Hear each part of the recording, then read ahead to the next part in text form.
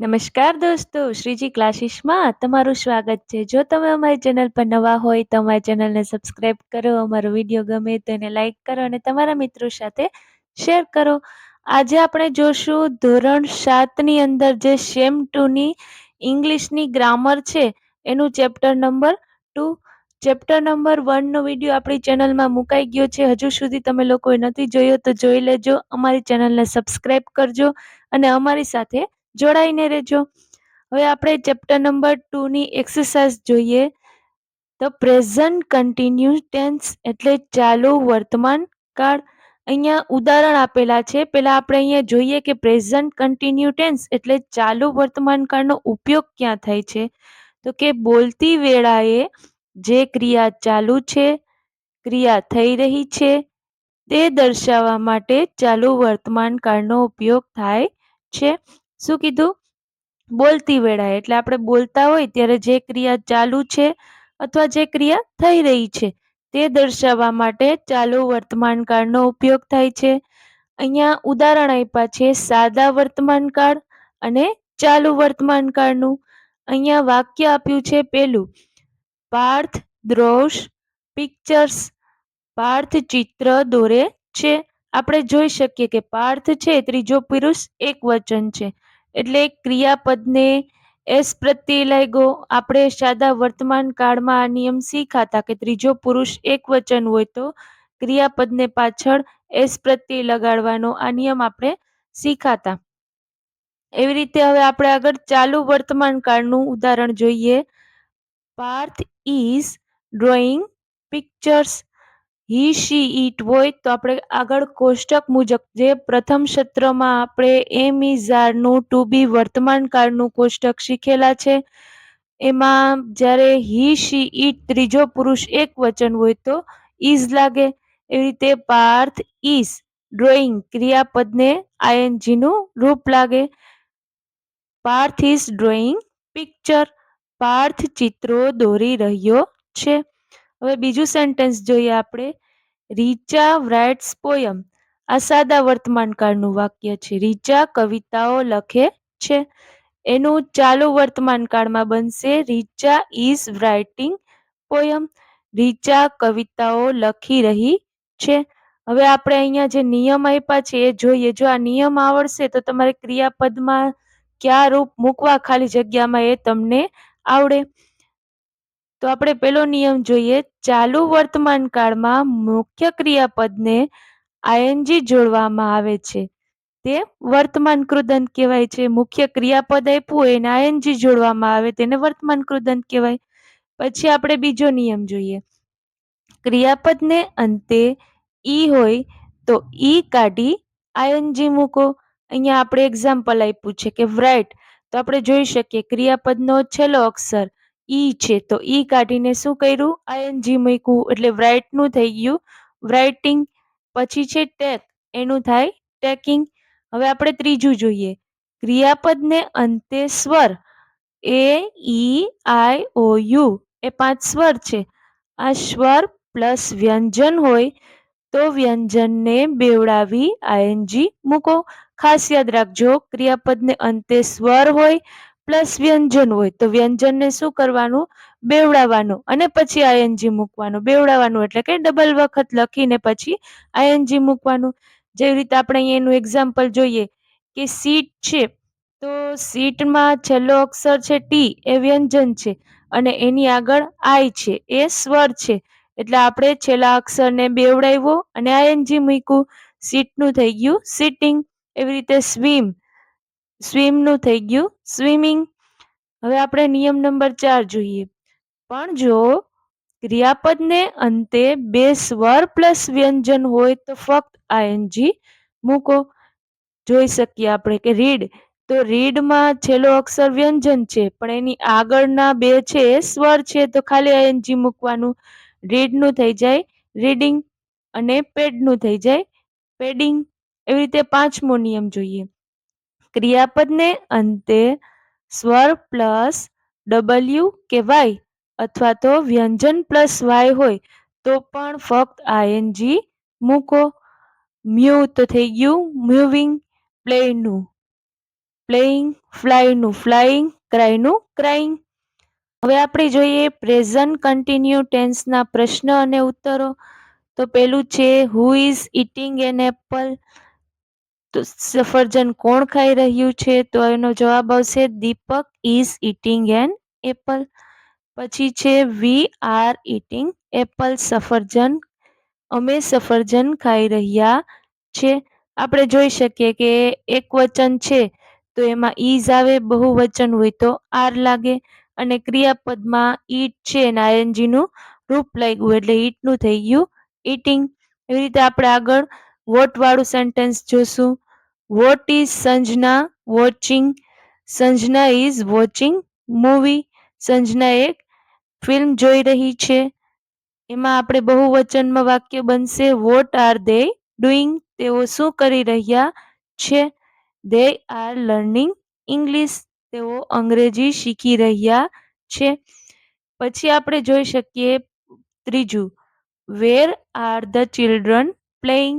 બાળકો ક્યાં રમી રહ્યા છે? The children are playing in the garden.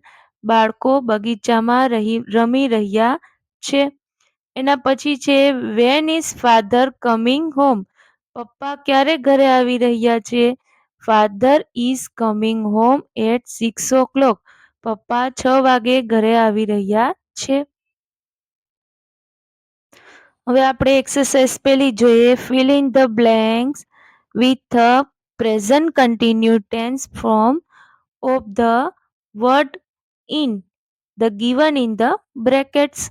કૌંસમાં આપેલા ક્રિયાપદના ચાલુ વર્તમાન કાળના રૂપો વડે ખાલી જગ્યા પૂરો.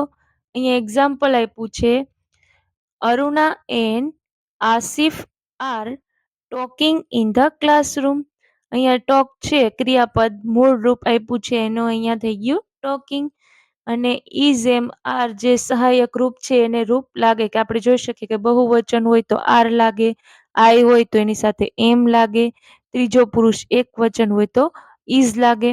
હવે આપણે જોઈએ રતન ખાલી જગ્યા ઓન ધ બેન્ચ. અહીંયા સીટ છે અને રતન ત્રીજો પુરુષ એક વચન છે એટલે ઇઝ થયું અને શીટનું થઈ ગયું શીટિંગ. પછી બીજું છે Amrita is drawing a picture. ડ્રોનું થઈ ગયું ડ્રોઈંગ. પછી ત્રીજું છે I am eating an orange. ઈટનું થઈ ગયું ઈટિંગ અને આઈ સાથે એમ લાગે. પછી આપણે જોઈ શકીએ ચોથી ખાલી જગ્યા Hemant is running very fast. આપણે અહીંયા જોઈએ કે આ છેલ્લો અક્ષર વ્યંજન છે અને એની આગળ સ્વર છે એટલે છેલ્લો અક્ષર બેવડાવીને આઈએનજી લાગ્યું એટલે રનનું થઈ ગયું રનિંગ.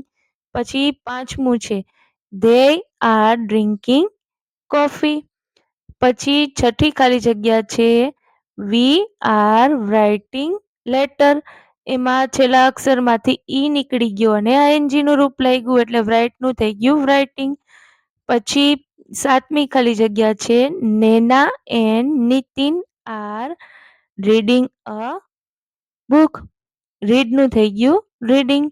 પછી આઠમી ખાલી જગ્યામાં આપણે જોઈએ Mohan is swimming in the river. સ્વિમનું થઈ ગયું સ્વિમિંગ. આપણે જોઈએ ડબલ એમ બેવડાવ્યો અને આઈએનજી નું રૂપ લાગ્યું. પછી નવમી ખાલી જગ્યા બનશે you are standing under the mango tree. સ્ટેન્ડનું સ્ટેન્ડિંગ. પછી દસમી ખાલી જગ્યામાં રાજુભાઈ ઇઝ સેલિંગ બલૂન્સ.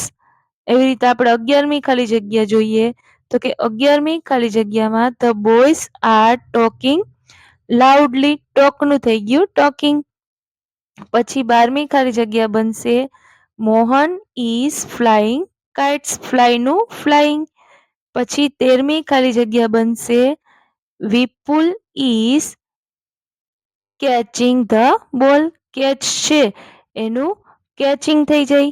પછી અહીંયા આપણે 14મી ખાલી જગ્યામાં બહુવચન છે વી એટલે એની સાથે આર લાગ્યો અને મેકનું થઈ ગયું મેકિંગ. ઈ નીકળી ગયો અને આ એનજીનું રૂપ લાગી ગયું વી આર મેકિંગ ટોયસ.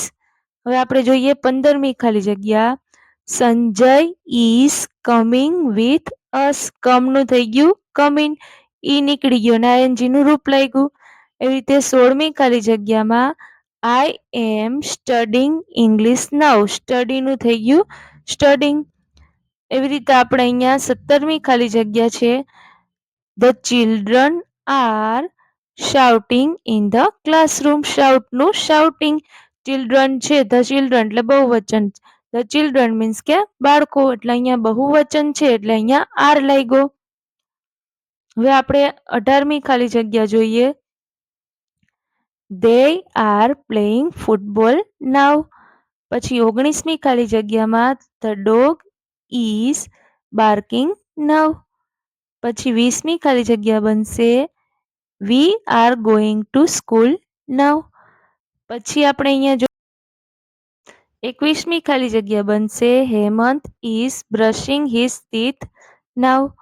પછી 22મી ખાલી જગ્યા યુ સાથે આર લાગશે અને ક્લીન નું થઈ જશે cleaning, you are cleaning your room નાવ.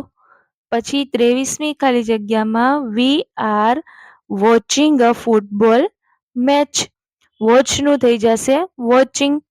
એના પછી આપણે 24મી ખાલી જગ્યામાં Minal is singing a song. હવે 25મી ખાલી જગ્યામાં હર્ષ એન્ડ કિરીટ આર બેટિંગ. આપણે જોઈ શકીએ કે છેલ્લો અક્ષર ટી છે એ વ્યંજન છે ને એની આગળ છે સ્વર આપેલો છે, એટલે છેલ્લો અક્ષર બેવડાવીને આઈએનજી લાગ્યું એટલે હર્ષ એન્ડ કિરીટ આર બેટિંગ. હવે આપણે ક્વેશ્ચન નંબર 2 આપ્યું છે from question using the words given in the brackets, કૌંસમાં આપેલા શબ્દોનો ઉપયોગ કરીને પ્રશ્ન વાક્ય બનાવો. તો પેલું છે Lakshmi is cleaning the house. અહીંયા એ પૂછે હુ એટલે કોણ. હવે હુ નું આપણે સેન્ટેન્સ બનાવવાનું રહેશે. Who is cleaning the house, ઘર કોણ સાફ કરે છે, તો શું આવે લક્ષ્મી. ખાસ યાદ રાખવાનું, આપણે પ્રશ્નાર્થ વાક્ય બનાવીએ તો પાછળ ક્વેશ્ચન માર્ક ભૂલવાનું નહીં, નકર માર્ક કપાઈ જાય. એવી રીતે આપણે બીજું જોઈએ વી આર પ્લેઇંગ ટેનિસ. તો અહીંયા છે વોટ, તો વોટ વાળું સેન્ટેન્સ બનશે વોટ આર વી પ્લેઇંગ. પછી ત્રીજું સેન્ટેન્સ છે Sandeep is going home at 5 o'clock. તો સેન્ટેન્સ વેન વાળું બનાવવાનું છે when is Sandeep going home. એના પછીનું છે Parul and Yogita are sitting in the class. અહીંયા એ પૂછે વેર, તો સેન્ટેન્સ બનશે વેર આર ધે સિટિંગ. જો તમે અહીંયા ધ્યેય ન લખવું હોય અને પારુલ અને યોગિતા લખવું હોય તો પણ લખી શકો, બંને રીતે તમે વાક્ય બનાવી શકો. અહીંયા એક કરતા વધારે નામ આપ્યા છે એટલે અહીંયા ધ્યેય લગાડેલું છે. તમે પારુલ અને યોગિતાનું નામ પણ લખવું હોય તો લખી શકો. અહીંયા આપણે જોઈએ 5મું sentence mister Shroff is buying toys. હવે આને વોટ વાળું સેન્ટેન્સ બનાવવાનું છે what is mister Shroff buying. હવે આપણે 6થું સેન્ટેન્સ જોઈએ Ramesh is coming home in the evening. એમાં આપણે વેન વાળું સેન્ટેન્સ બનાવવાનું છે when is Ramesh coming home. એના પછી આપણે 7મું સેન્ટેન્સ છે Hema and Rima are drawing rangolis. તો એમાં હુ વાળું સેન્ટેન્સ બનશે હુ આર ડ્રોઈંગ રંગોલીસ. પછીનું 8મું સેન્ટેન્સ છે the postman is bringing letter. એમાં વોટ વાળું સેન્ટેન્સ બનાવવાનું છે what is the postman bringing. એના પછી આપણે 9મું સેન્ટેન્સ છે Manju is writing a letter. એમાં હુ વાળું સેન્ટેન્સ બનાવવાનું છે who is writing a letter. અને 10મું સેન્ટેન્સ છે Hemant is standing near the gate. એમાં વેર વાળું સેન્ટેન્સ છે વેર ઇઝ હેમંત સ્ટેન્ડિંગ.